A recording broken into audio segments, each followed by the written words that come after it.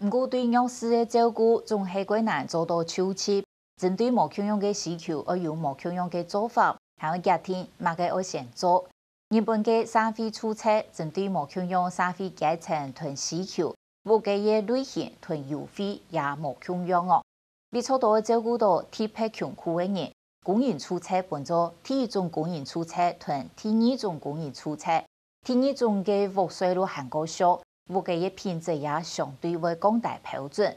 日本台版主要係用該窮苦地區嘅改良政策來做公營政策建設嘅基礎，讓人哋對清窮苦嘅部落地區看起時。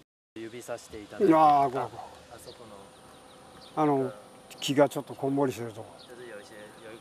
あそこ宇宙に。で向こう側にある木、大きな木あるやろ。あれ全部個人の木や思ってくれたよ。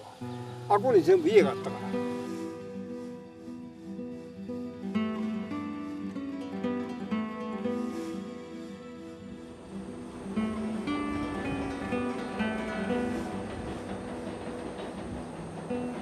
在半个世纪前，前用部落400人户的居民就喺那睇一條太湖船的河壩船，嘅時節一定嘅屋嘅寥寥少少，喺啲環境真係唔好。透過部落解放運動，一定能要求政府去改善一定喺啲環境。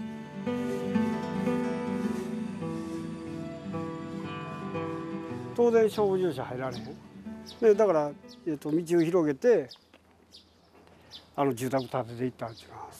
台版是初期期嘅前向社區，未係部落民喺度蔬菜。所講嘅部落民，就係講封建制度做過大級投入為本人建設嘅後退。雖然做睇1872年，日本就廢棄封建階級制度，不過部落民還係以群體社會向本身份制度壓制等嘅經驗。無論係愛情投入、受教育、結婚，就佢就受到唔公道嘅對待。喺啲蔬菜無乜嘅建設，經濟條件改惡，單就係讓快同快鐵也都無求大人工來落實。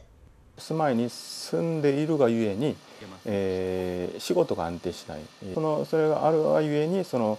得は不安定であって、それがその次の世代にも引き継がれるということで貧困が再生産していく。子どもの教育問題だとかですね、その挙句の果てはそういった子たちが大きくなっていくですね、差別部落出身だっていうそういういわゆる烙印ですね、スティグマの他にも教育が低い、仕事が安定した仕事に就けない、そういった問題があることもあって、結婚に対しても非常に不利益を被ってしまう。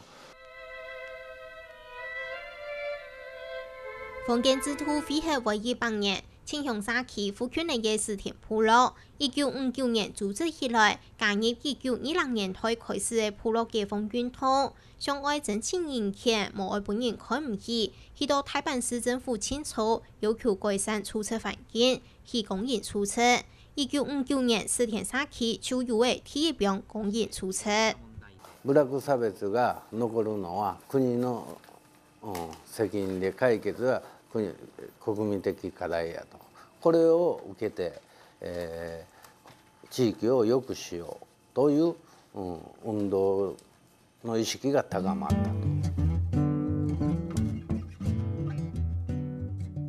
受到石田的鼓勵，前向嘅人咪唔想在高鐵安到唔平等下工業咧，要求改善喺啲品質，爭取受教權同工作權。總算喺1969年，日本政府提出專門嘅法條，來改善部落地區嘅唔公當。したがってこういう問題の解決にはそもそも、住環境を改善できたからといって問題が解決できるわけではなかったので、ご覧になったと思うんですけど、大和川沿いにあった堤防沿いのその住宅というのを、改良事業によって公営住宅に入れ替わると。當時前向社區有把上卡加嘅老舊屋嘅利用改良出車法，就同意直接改建做公營出車，河川體嘅部分政府同意整數起。不過政府條下馬開出來嘅整數假使，實際係大到講唔得。前向嘅人悄悄向下去90，成功團體價辦過100批。その成果っていうのはどうか言ったら、大和川河川敷なんかは1坪 3.3 平米あたり3000円っていうと最初回答が。でところがうちは半年間ぐらい行政交渉やってその250年も守ってきたところがなんで坪3000円やっていう話やった時に坪が30万あったよ。30万円で5年間で全部買収してくれという方針出してやってきたんやけど原的には8年ぐらいかかった。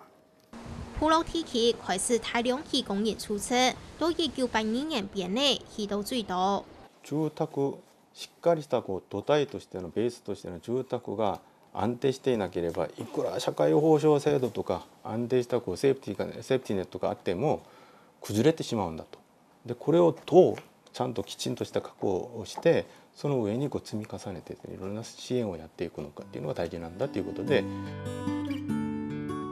按照公約是日本政府起搶票唔買嘅工人出車，好本人安心落去後滿足基礎人權。